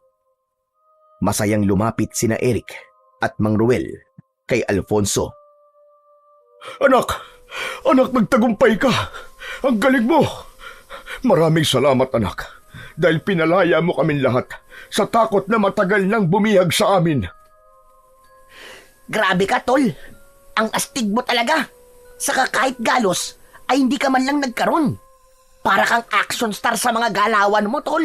Imba ka talaga. Idol na kita ngayon. Nagulat si Alfonso nang mag-isang bumaba ng kabaong si Lola Sabel. Tumakbo pa yun at niyakap siya ng mahigpit. Maraming salamat, Apo. Hindi na sayang ang pagbabalik mo rito sa ating baryo. Noon pa man, ay malakas na talaga ang pakiramdam ko na ikaw ang tatapos sa angkan ng mga balbal dito sa ating baryo. Teka lang sandali, Lola. Totoo ba yung nakita ko? Bumaba kayo sa kabaong ng mag-isa? At saka paano kayo nakatakbo ng mabilis papunta sa akin? Hindi ba't mahina na ang katawan nyo? Ano nangyari? Nay, siguro panahon na para sabihin nyo kay Alfonso ang totoo. Teka tay, ano pong totoo? Apo, huwag ka sanang magagalit. Pero ang totoo ay wala naman talaga akong sakit. Hindi rin mahina ang aking katawan dahil malakas pa ako sa kalabaw. Ano? Paano wala kayong sakit? Tignan nyo nga po ang katawan nyo. Ang payat-payat nyo kumpara nung bago ako umalis dito. Oo, nagkaroon na ako ng sakit noon. Trangkaso, halos 1 linggo kong nilalagnat ng mataas. Nawalan din ako ng ganang kumain at yun ang dahilan ng aking pagkapayat. Simula nang gumaling ako sa trangkaso, ay hindi na rin bumalik ang dati kong katawan. Alfonso, anak, sinabi sa akin ni nanay na sumulat sa iyo at sabihin na malapit na siyang mawala. Kahit wala naman yung katotohanan. Ginawa niya lang yun, anak, para umuwi ka rito at harapin mo ang mga balbal. Gusto sanang magalit ni Alfonso dahil sa panlilinlang sa kanya ng lola at tatay niya. Pero napagtanto niya na tama lang ang ginawa ng dalawa. Kung hindi niya kasi nalaman na malapit nang mawala ang lola niya, ay hindi talaga siya uuwi sa baryo nila. Apo, sige na. Kung galit ka ay ayos lang sa akin. Maiintindihan naman kita. Sa totoo lang, Lola, ay gusto ko pong magalit sa inyo. Pero naisip ko po na dapat po ako magpasalamat. Dahil hindi totoong mahina na kayo, Lola. Saka alam ko po na magandang intensyon nyo kung bakit nyo ako niloko. Maganda rin po na tapos na ang pamimerwisyo ng mga balbal dito sa ating baryo. At least, pagbalik ko sa Maynila, ay kampante na ako na ligtas kayo rito. Kahit hindi nyo ako kasama. Maraming salamat, Apo. Sobrang saya ko dahil sa sinabi mo. Pero, Apo, ibig palang sabihin ay babalik ka pa rin sa Maynila. Paano na ang tungkulin mo sa iyong anting-anting? Pasensya na po kayo. Pero sa Maynila ko po kasi talaga gustong manirahan. Pero wag po kayo mag-alala. Dahil mas dadalasan ko na po ngayon ang pagdalaw sa inyo rito. Kung sakali po na may mga aswang ulit na manggulo dito, ay handa po akong ipagtanggol muli ang ating baryo. Nangangako po ako sa inyo na kahit wala ko rito, ay patuloy ko pa rin gagampanan ang aking tungkulin bilang bagong tagapangalaga ng inyong anting-anting. Nakangiting tumango si Lola Sabel. Hindi na ito nagsalita, pero ramdam ni Alfonso ang pagpayag nito sa kanyang naging desisyon. Magaan ang loob ni Alfonso nang bumalik sila ng kaibigan niyang si Eric sa Maynila. Sa wakas ay tapos na ang gulo at tahimik na ulit ang baryo nila. Wala na ang mga balbal na matagal nang nagdulot ng takot sa mga tao roon. Napagtanto rin ni Alfonso na kahit na anong gawin niya ay hindi niya kayang iwasan ang pagiging antingero dahil yun ay bahagi na ng pagkatao niya.